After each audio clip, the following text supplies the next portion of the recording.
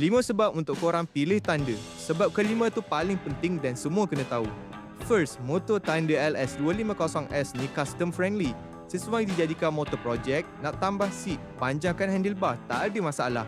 Kedua, harga yang berbaloi. Dengan harga yang ditawarkan, Thunder LS250S dah hadir dengan identiti image motosikal custom, tak perlu nak build daripada kosong. Sebab yang ketiga, ride atas jalan. Design unik dan stand out membuatkan semua orang confirm pandang kalau korang ride dekat jalan raya. Seterusnya, sesuai untuk ketinggian rakyat Malaysia. Dari Kicin sampailah ke Galah, Thunder LS250S ni memang sesuai ditunggang oleh rakyat-rakyat Asia. Tak percaya? Jom datang test ride dekat showroom kami. Dan ini sebab yang paling penting yang korang semua kena tahu, Thunder LS250S ni lulus JPJ.